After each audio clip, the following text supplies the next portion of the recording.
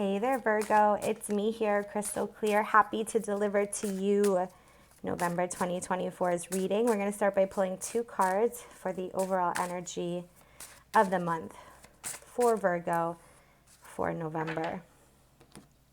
Coming into the month, we've got the underworld. Hand over your known, a shift is near, take a leap, your journey is clear. It's like a blessing from spirit coming in at the beginning of the month or at the first half of the month. It feels like whatever you are going through at the start of the month, Virgo, your spirit team, your angels, your loved ones in spirit, they want you to know that they're there with you as you go about this change, as you go about this, I don't know, this shift. It doesn't necessarily feel bad. It feels like you are supported and that there's, it says your journey is clear, that there is a clearing that happens and there's a new path that comes from this and a new cycle, and it feels very favorable and happy. But Spirit wants you to know that you are supported through it. And so we've got altar, a sacred devotion, a worship skin deep, rising from the ash, the waters you keep. Yeah, rising from the ash like the phoenix. I do feel like there is this beautiful new beginning coming in for you, Virgo. If you've been having like a hard situation in your home life or your workplace, or even with like within your family dynamic, that clears. It's like there's it feels like some arguing, or I can see the ancestors standing together. So it's like you might feel alone. You might feel like, is anybody listening? Is anybody paying attention? Am I the only one who cares about this? Am I the only one who is worried about what's happening? How come I'm the only one who seems to care to work on this? It feels like you're holding a lot of, pressure to hold it all together. And you might feel like you're alone, and Spirit's like, we're with you. And those are your loved ones in spirit. That's your spirit team, your spirit guides, whatever relationship to God that you have, the universe, the divine. You're not alone. You're supported. And I also don't feel like the physical relationships around you are necessarily,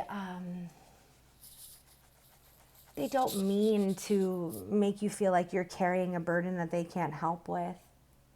They wouldn't want you to feel alone, and that's not their intention. I don't even sense that they have a good idea that that's happening, which might be likely why you feel so alone, is like, can't anybody see, what I have to deal with, what I've been going through. And it's not that people don't see it, it's just everybody has their own focus. But your loved ones in spirit very much so want you to know that you are seen and you're not alone in all of this. So as we leave the month, altar, Virgo, to help you with all of like whatever you're transitioning through in November. Have you thought about making an altar or a physical representation of the shift that's happening and like what you want from it and kind of how you want it to go? It can be like a dream board, or you can set a space in a room to put all of the things that you love. But to go back to you and to remember who are you and what are the things that you love, and make sure to include that in this space. And to include yourself in all of the work that you do for others. Make sure you're doing the same for yourself, but really at a true soul level, not just what you think you're supposed to be doing. All right. Like, what are some of your hobbies? All right, let's see what we've got. So I'm going to pull 4 tarot cards. We've got the 7 of Wands. That's doing for everybody else right there. We've got the 5 of Wands. And even the 7 of Wands is kind of doing for a lot of people. Okay, Virgo, 7 of Swords. This is why your spirit team wants to know we're with you. You can trust us. And a 2 of Wands. Yeah, there's some hard conversations that need to be said. The 5 of Wands, the 7 of Swords, they're definitely not feel-good cards. And they do indicate that, having a hard time being heard, or that the communication is just not being, wow. It's just not being truthful, or that someone is like holding back and you're the one carrying all of the burden, and you're the one having to do all of the work, that sort of thing. I do feel that with the Two of Wands that there can be some like new agreements made. It doesn't have to be this way, Spirit is indicating. Especially with the altar, it's like sage your house, sage your place of employment, sage yourself. I do feel like there's a lot of pressures that, yes, you have been carrying, but I sense that the people who it matters most with, if the two of you or whoever it is, like if the two of you, let's say it's you and someone else, can get together, and with the altar, it's like talk about the things that you do well together. Talk about the things that you want for the future, and to get to some of the truths where we're not competing against each other.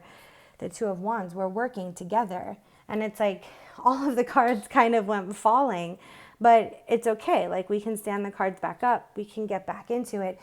Things sometimes have to fall apart, especially if they're built on just a rocky foundation. Earlier when Spirit was indicating to make sure that, that you're giving to yourself, not in a way that is fulfilling, because like, let's say, for example,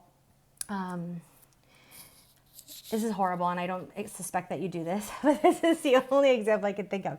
Let's say you go volunteering, but you do it only because you have to volunteer so many hours for your schooling for you to like graduate a program. Then you don't ever volunteer. You don't ever serve this community ever again. You only did it for one purpose. Make sure that you are doing things that are purposeful, not just because you have to, not just because it's obligation. And so in the relationships that you're working, that you're trying to figure out how to work together, make sure that working together is not out of obligation, but it's something that the two of you can share, that you can agree on, that you can find the middle ground. And I really do feel like you and this other person, whether it be romantic or work related or family related, that you can grow from this when you start to both focus on the things that you do well, and like what's the balance of that? How do we bring it all together? The altar is also about like, if we're reinventing this together, how do we do it so that some of your stuff is there, some of my stuff is there, that everything is being represented, that all parts of myself and all parts of this relationship is being represented, is being honored. It does feel like kind of a hard month, Virgo, that you might have some deep or challenging conversations to get on the same page as people, to lay down some of your burdens, that you don't have to take this all on your own. And that if you're not asking for help, or you feel like you shouldn't have to ask for help, to try to let your pride down a little bit and ask for help, and ask for where you need, resources. So from Spirit, we've got take time to breathe out, you see? And it's the disseminating moon, which is, just things kind of coming undone. Like you can only be responsible for so much. And as Spirit was indicating, you might feel alone in carrying this burden, and your spirit guides and your spirit team is there, but ask for help. Pray to them.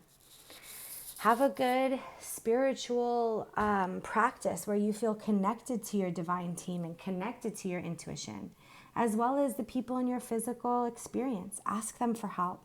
Tell them what you need.